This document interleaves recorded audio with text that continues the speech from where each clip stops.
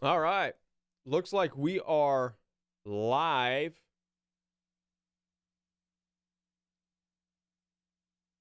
Except there is no data to display.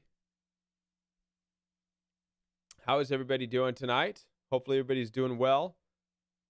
I'm going to wait just a couple of moments here for people to sign on. Hello, hello, hello. How's everybody doing? Hi, Jody. Hi, Revived Lady. Hi, Pamela. Hi there, Salon Savvy. It's good to see you all. Hopefully everybody is doing really good tonight. And let's go ahead and get started. Looks like everybody's doing well. I'm going to wait just a couple of more moments here. Good, now that lights are back on. Oh, you had some lights going out, huh? That's a bummer. Well, I'm so glad. Hey, Ben, how are you? Jody, hopefully you're all doing very well. I'm so happy that you're here. Monday night, Royal We Life Chat. I know that last week we were off Monday night. It was a holiday. I'd forgotten prior to that a holiday was coming up, and it's an important holiday, Memorial Day. And so that's the reason we were out last Monday night. But it's good to be back with you. I do have a lot of videos planned for you this week. I hope that you enjoyed today's video on the Royal We, which was a recap on the issue of love, how we understand love, because a lot of us have a difficult time with understanding love, why we fall in love, and it doesn't have to be romantic love even, just why we feel a strong love to any type of toxic relationship. And so I think, we have one of the things that we fall into is just wanting to feel that feeling of love because we don't even know what it is. We don't know how to define it. And I think not knowing how to define it when we just have one word like love, for example, that we use over and over and over again to mean all kinds of things, we feel as though we have to have a certain type of boundaryless relationship. But I really appreciate the Greek language, the ancient Greek language, how they didn't have a word love, but what they had was very distinct words. And so in the video, I talked about those distinct words. They separated and articulated and distinguished each different type of feeling that we have, almost as if each one is an entity by itself. And they don't necessarily require one another, right? So our word love means all kinds of stuff and it all works together, right? So I made the case that in the Greek word, there's the Greek word ludus, which means flirtatious and playful. That it stands by itself. There's actually a atmosphere, if you will, a relationship where you can be flirtatious and playful for someone with somebody else and nothing else. It's just, it's playful, right? And oftentimes when we're young in elementary school, we have these playful relationships with people, with other kids. It's a real type of a bond, is that ludus. And the Greeks understood this. And then you have eros, which is specifically more of a sexual desire, which is by itself. I think that what we lose when we don't separate them into their proper idea, we get all the lines crossed and we have no boundaries. So, for example, when you meet a narcissistic person, a toxic person, you're playful, you're flirtatious with them, then there's automatically the assumption that there must be something else there. There must be some eros, when the fact of the matter is maybe you can just have a playful relationship and nothing else, right? But since we don't think like this in the Western world, because we have this one idea of what love is, all the lines are blurred and they all morph into each other. And the biggest one is, then I'll say hi to some people here. We think we have the special touch no one else has. I must have missed a comment here. The biggest one too is also agape. Again, agape, and I've talked about this many times. Agape is the love of the Bible, the love that we see in the Bible. Agape is the love that we see with Jesus, right?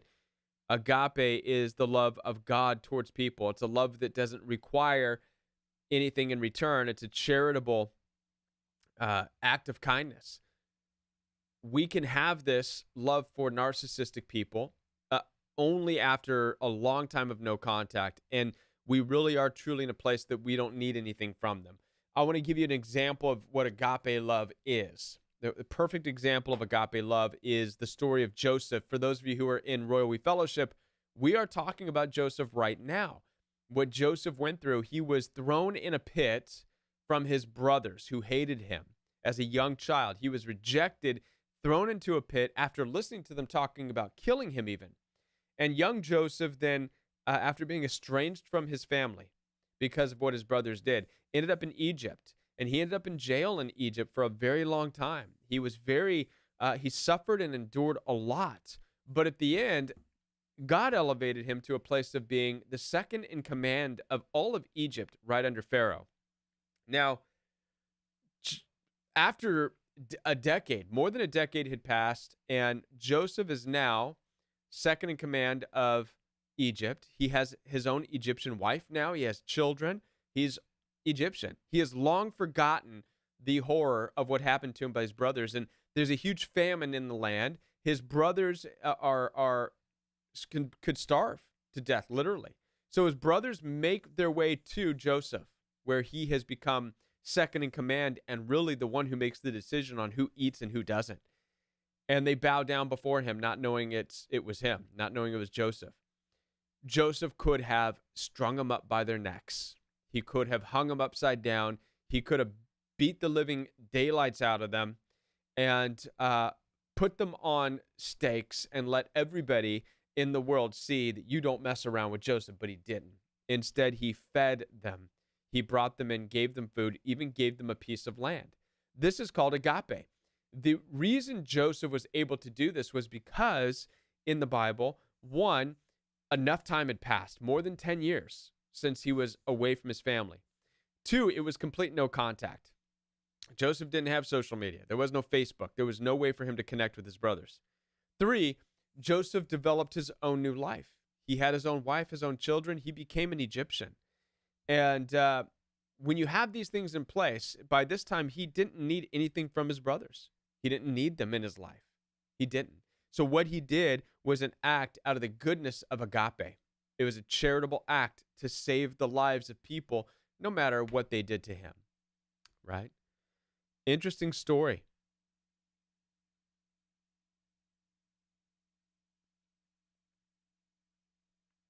All right. So that was today's video, all about love. Let's see what's going on here in the chat. Any questions? Say hi to some more people. Jody Case.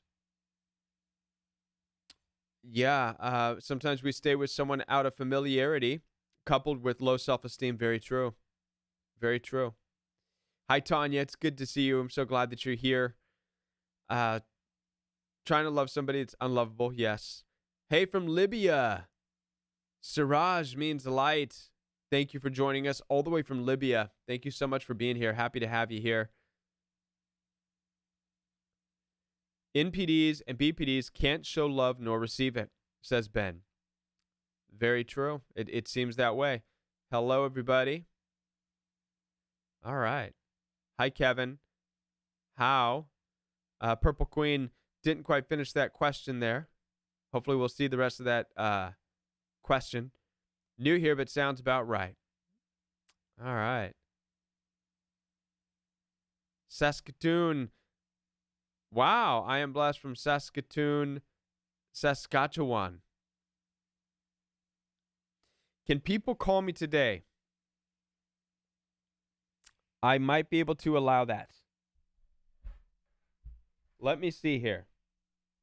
I've got to get my thing set up. I don't have it set up.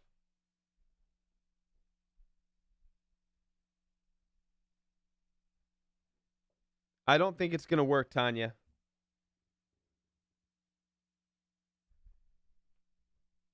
Wait a minute. Let me see here. No, I don't think it's going to work. I don't have my... It takes so much stuff. Let me see what I can do here. Maybe I can pull it off. Maybe. Maybe I could pull it off. I don't think I'm going to be able to pull it off. Okay, no calls tonight. I'll tell you what, if anybody's interested in calling next Monday night, I will for sure make sure that I have my connections here. I don't have all the connections in. Sorry about that. But you're welcome to ask a question in the chat, and we could talk about it. Purple Queen says, how can I explain to my grandson why I'm not speaking to my daughter? Because she's a narcissist. He lives with his dad. It's a good question.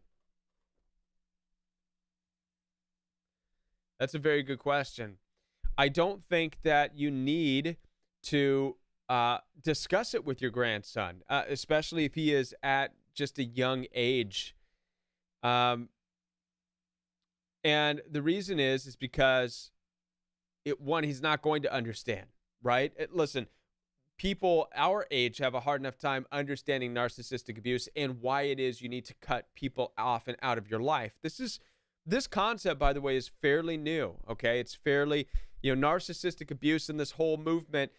It's not that narcissism is new, because narcissistic abuse has always existed. Mean people, cruel people, violence, hostility, bullies have always existed.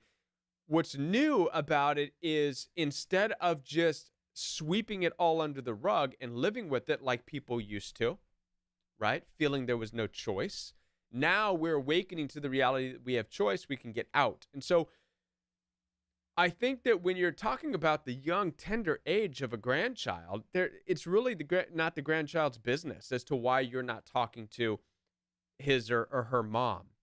And you really run the risk of really making the mom out to be a horrible monster and really, in actuality, then negatively affecting your grandchild, right? And causing them problems in life. And they're going to grow up. So it's best not to even have that conversation with the grandchild. It's best not. Only maybe later in life, when they're at an age where they're asking you questions. Why is my mom like this? Why is my mom so hurtful towards me?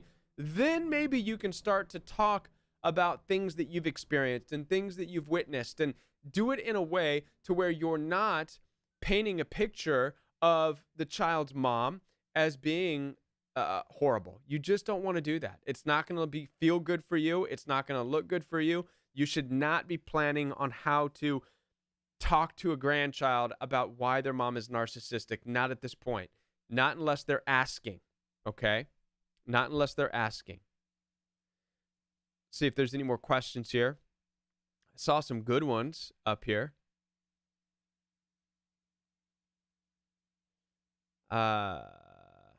Questions were flying. How can I explain to my grandson? So I hope that answers that question, Purple Queen.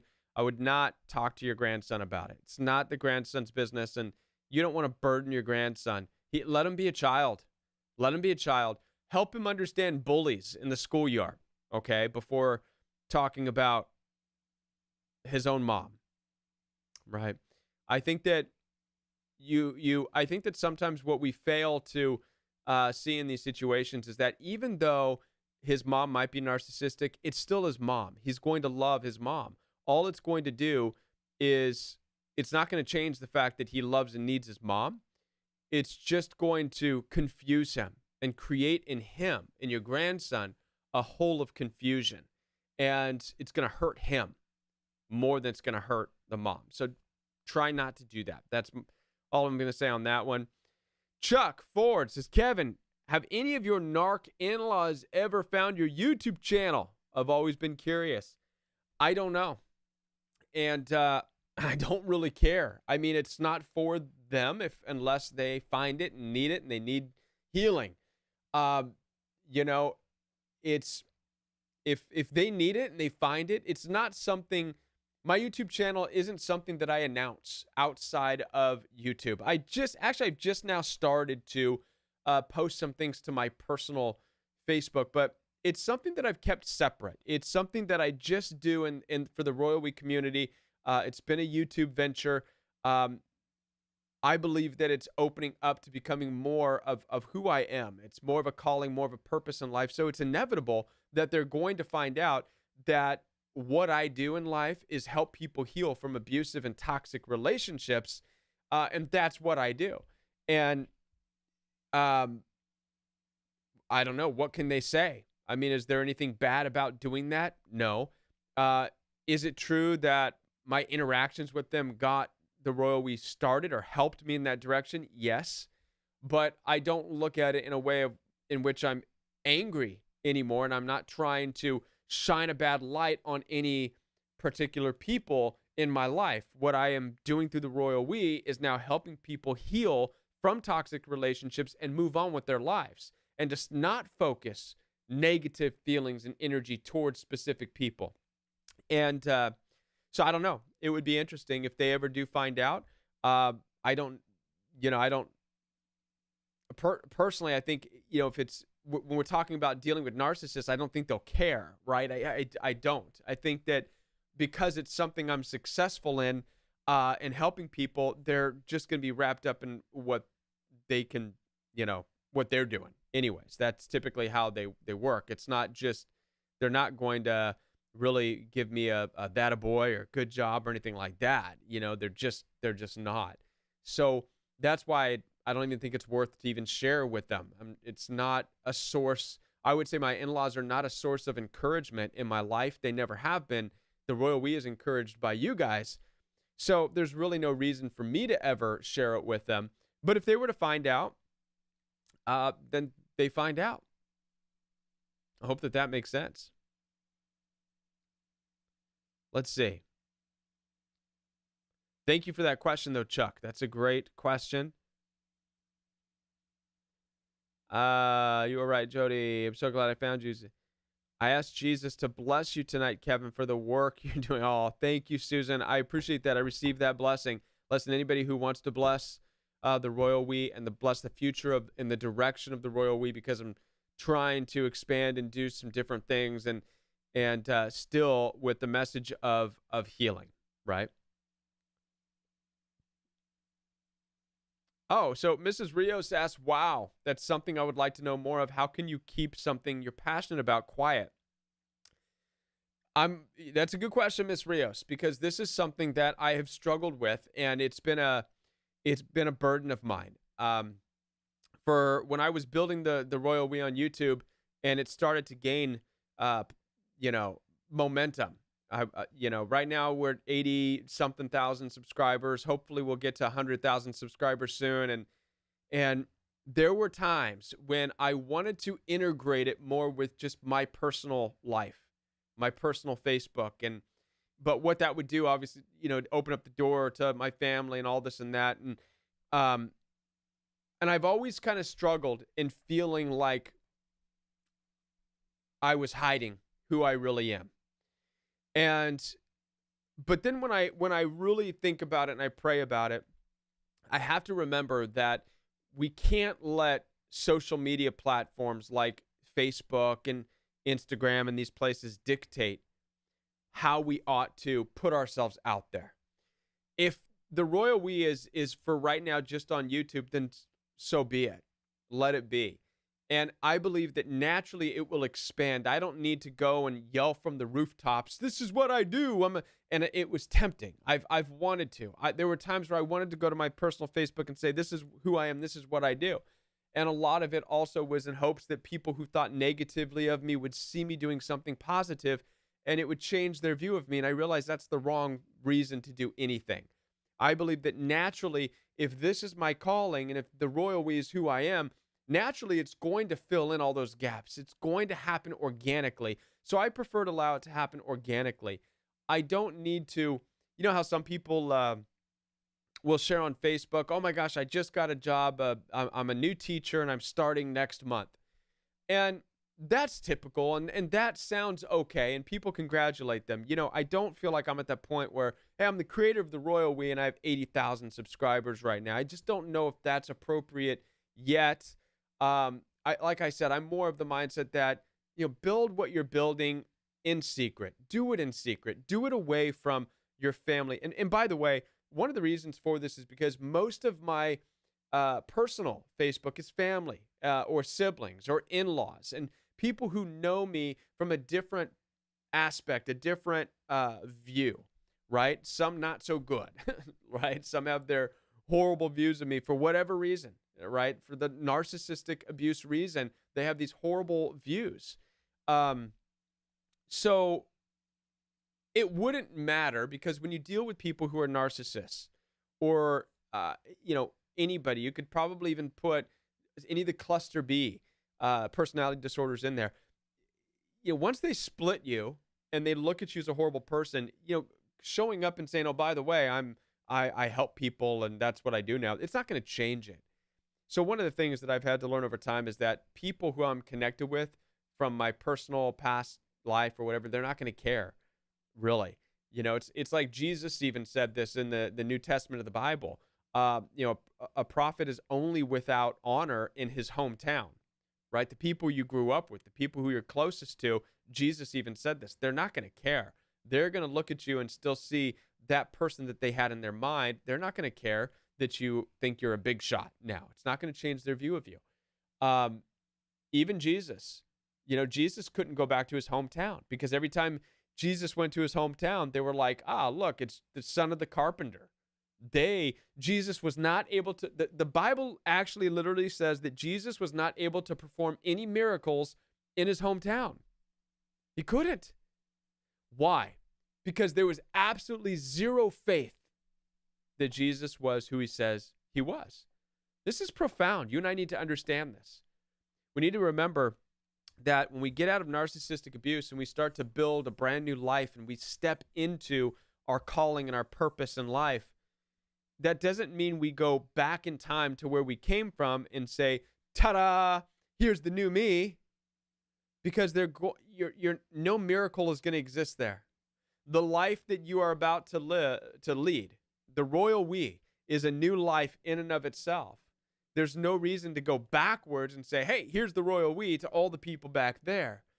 There's no healing is going to take place. There's no miracles that are going to be able to take place. Why? Because they're not going to believe, they can't associate the person that they hated so much, right? Talking about like the in-laws, they hated me. They're not going to be able to associate that hatred of somebody with anything that they're doing as being good. As a matter of fact, it'd be damaging. They'd probably just look at ways in which they can say bad things about what I'm doing, right? To justify their stance. I'm sure Jesus dealt with that too. He could not perform miracles in his hometown, the Bible says, because they would justify why he wasn't who he said he is. Oh, you're not. You're the son of Mary. You're just the son of a carpenter. You're a carpenter. You're not a god. You can't do any healing miracles. And so this is important for us to understand this. I hope this makes sense. So Mrs. Rios, I hope that this makes sense to you. I know that was a long-winded explanation, but it's something I think a lot about. I've gotten upset many times and wanted to cry out, Lord, when will I be able to just show people who I am? And I think a part of that comes from the hurt of the rejection. I think that we want to be able to say, no, look, I'm really a good person. This is what I like doing. This is who I really am. But we have to remember that narcissistic people, they know who you are. They don't care. You never did anything wrong to begin with. They hated you because of themselves. And once we get that, we'll understand that going back when we're a big shot doesn't change anything. Doesn't change anything. Hope that makes sense.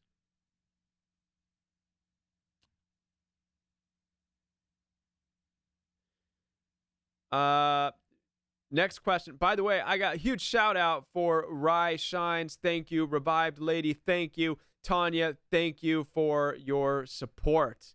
Love you so much. Thank you for your support. And I love these questions, by the way. What amazing questions these are so far. Love it. So Tanya says, from Disappearing Remedy, what is your take on going no contact with no explanation versus writing a letter explaining you're cutting off toxic family and enablers? Sure. So from what's my take on it? My take is this, that It's better to just up and leave. And the reason is because when you write a letter, all you're going to do is open the door for more debate, open the door for more argument. Your letter will be met with more accusations against you, more talk about how crazy you are, more talk about how problematic you are, more talk against you about look. And they will take that letter, they will probably take pictures of it, they will post it all over social media and say, look at how crazy this person is. And I hate to bring this bad news to you, but this is exactly how narcissistic people operate. They're unable to genuinely and authentically look at what you're trying to say. They're unable to authentically and genuinely look at the hurt and the tears behind what you're writing down on paper. All they're able to see is that they're not getting what they want. They're not getting their supply. So you writing a letter will, in fact, give them a form of supply in that they can use it against you to attack you. When I decided to leave narcissistically abusive people, it was just like a thief in the night. I just left. I made plans. It was actually a pretty big step. It was a bold step because not only did I was planning go no contact because I knew I couldn't talk to these people anymore, but I was moving states. I was moving from California to the Midwest. And so how I went about that was just to say nothing. I let these people in on nothing of my plans. I think they heard rumors that we might be moving, and they knew that that was an idea or thought, but we did not give out any specifics, didn't allow for a going away party, nothing. We just straight up and left. And the reason is because when you're dealing, if you really are dealing with narcissistic abuse and an environment that's starting to become controlling and dominating over your time, then you're better off doing things in secrecy, doing things that are going to protect your peace of mind and protect your ability to move on. There's no need to announce that you're cutting and separating ties. There's no need to announce that you are moving away.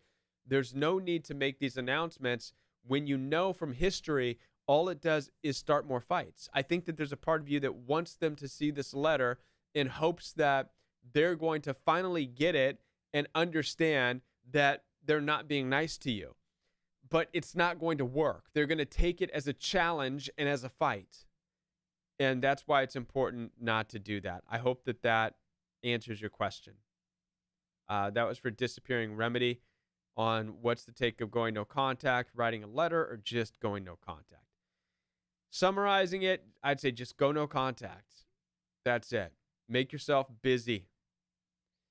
Mrs. Rio says, thank you. I really need the guidance, even though I don't Facebook. Started my new life from narcissistic abuse, and how I became aware was giving my life back to God. Good. Good for you. Good. Yeah. All right. Sid Electric writes, did you have a lot of anger? I'm asking honestly. I'm shocked with myself at the amount of anger. Is this justifiable? Yes, Sid. The anger is absolutely justifiable. And no, you're not alone. I also experienced a tremendous amount of anger coming out of narcissistic abuse, and everybody processes the anger differently. For me, I would pace back and forth by myself in the backyard, and I would say horrible things under my breath, not to anybody, but just to myself. It was like I was talking to myself, and I would feel the well up. I would well up with the anger and the frustration, which is really hurt. It's the hurt. It's the feeling of rejection. It's the betrayal. There is nothing like betrayal that just gets inside of you and it fills you with anger.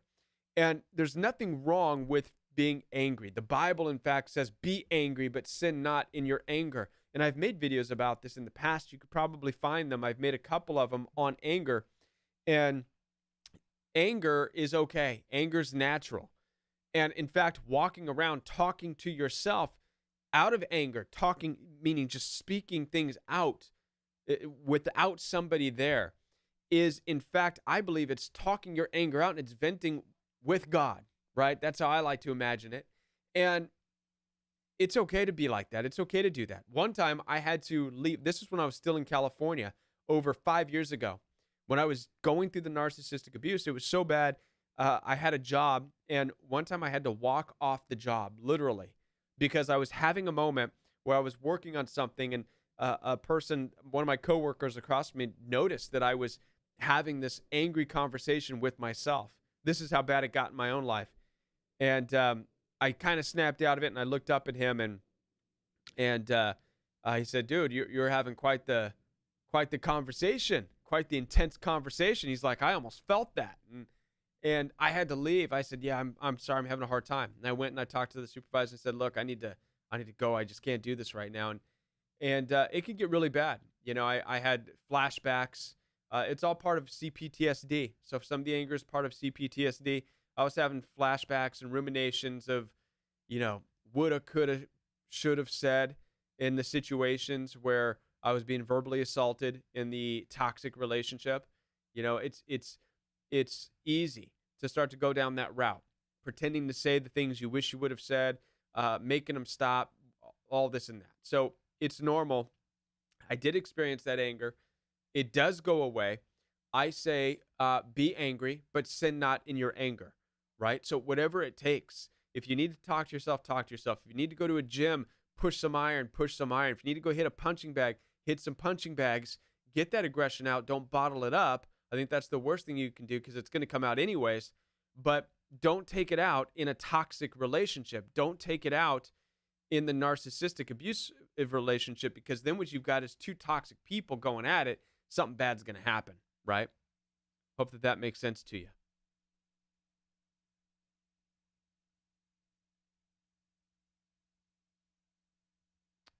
Let's see here. Yeah, righteous anger, righteous indignation. Oh, and by the way, last bit, what you're going to find out about that anger, right, is that it's going to transform. So what feels like anger coming out of narcissistic abuse, which is anger, by the way, it's actually going to start to become a driving force in your life for the things that you are supposed to do, the changes you're supposed to make. So, for example, the royal we was born out of what began as anger, right? It began as anger and confusion and frustration towards narcissism, towards evil. But then it became a driving force into wanting to help people and understanding that I'm not alone. So, and I'm not saying that's exactly where you're going to go with it, but allow the anger, even if you're talking to yourself right now, it doesn't matter, getting it out. But eventually it's going to become a driving force behind the best version of you. So we need to have that understanding as well. Elsie and Soul Tarot says, "Hi, Kevin. I think you missed my question about guilt and no contact. How have you dealt with the guilt and confusion surrounding no contact?" It's very interesting that you are asking this question, because I've got a video coming up this week. Not tomorrow's video, but Wednesday's video is in fact going to be about going no contact and how it is actually the most loving thing that you can do. And I actually list out things that say that going no contact is the most loving thing that you can do. Because what going no contact says is this. It says, I love you too much and myself too much to sit here and allow the further degradation of our character, because that's all that's happening. Abuse is progressive, right? It says, I love you too much to allow you to continue to grow in your anger and your toxicity over my presence, right? These are hard things to acknowledge, but it's what's happening. Narcissistic abuse, they click into that narcissistic rage. You are no longer something that's beneficial in their life. They are in anger and in torment and in suffering because of you, not because of your fault, but because of how they see you. So going no contact is one of the most loving things you can do, because it's putting that gap in there, separating from them, saying, listen, I love you and I love myself too much to allow this to escalate any further. Going no contact is 100% the most loving thing you could do. I mean, consider the alternative. What else are you going to do? Stand there and fight? Yell back and forth? And then push, what starts off, listen, abuse is progressive in toxic relationships. So what starts off as the words and the verbal stuff is going to turn into push and shove. And then when that's not enough, it's going to become hits and kicks. And when that's not enough, then God knows how unfortunate and tragic these things can become. So what are you going to do? You're going to do that? No. The loving thing to do is go no contact. And so how do you not have guilt going no contact?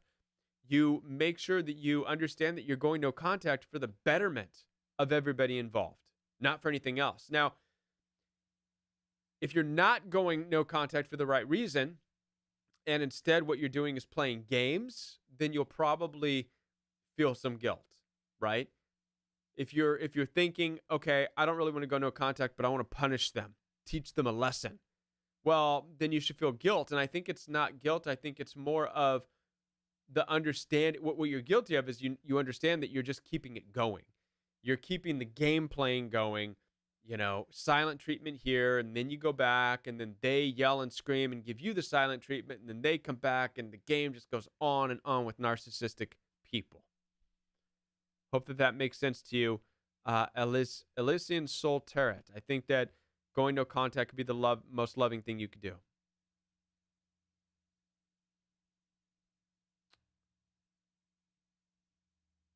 Let's see.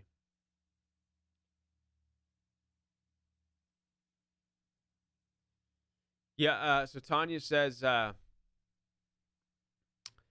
please explain about no contact. It means keeping them off your social media too. Absolutely.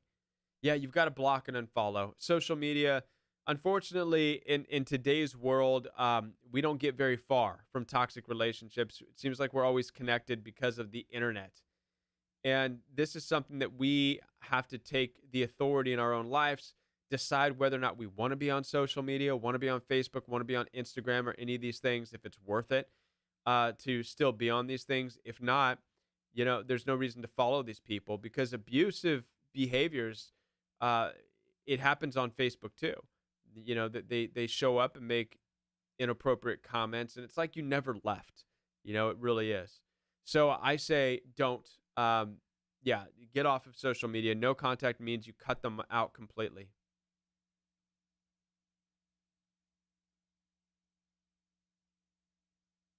Yep. All right. With that, we're going to wrap it up. We've been going for quite a bit tonight. I want to thank each and every one of you for being here on Royal We Live Chat. Monday night, we'll be back next Monday night at 9 o'clock p.m. And I'm going to get it set up to where I have the telephone back on. I think that we have a solid enough amount of people here. We can do telephone calls. Y'all can call in and talk for a while, and that would be great. So watch out this next week. We have a couple of videos rolling out for sure. One tomorrow. The video tomorrow, what is tomorrow's video going to be on? It's going to be on, if I can remember, see if I can find it.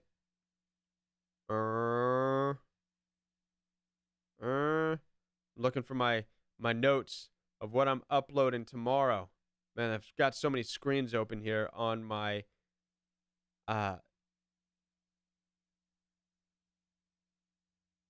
so tomorrow's video,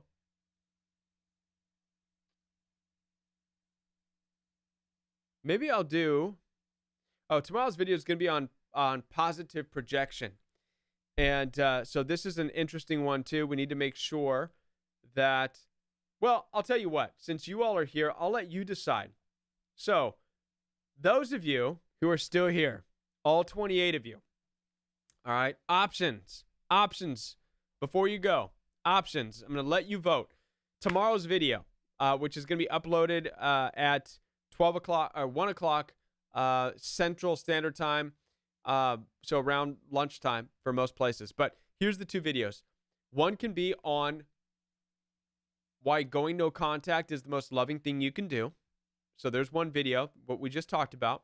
Or the other video can be on what I call positive projection. It's the projection that we can project onto narcissists, keeping us stuck in toxic relationships. And I believe that positive projection is just as bad as negative projection from them. So what do you all say? What video do you think I should post first? Should it be on positive projection for Key? There's one. Anybody else? Both in the same day? I'm going to put both out. They're already done. The videos are done, so I'm just thinking about how to post them. Positive projection. Okay. All right, so tomorrow's video is going to be positive projection and how we need to stop doing positive projection. All right, positive projection wins. All right, thank you. Overwhelmingly so. All right, listen, have a great night, everybody. Lots of love to you. Be blessed all throughout the rest of the week. Watch on the Organic Royal We channel for tomorrow's positive projection. And then Saturday morning will be Royal We Fellowship at 9 o'clock a.m. Central Time on Royal We Fellowship channel. And we are still following in the story of Joseph, and we're learning an awful lot. So we will see you, many of you, on Saturday. Many of you will see next Monday night, and I'll be back. All right, bye, everybody. Thank you. Love y'all. Have a great week. Bye.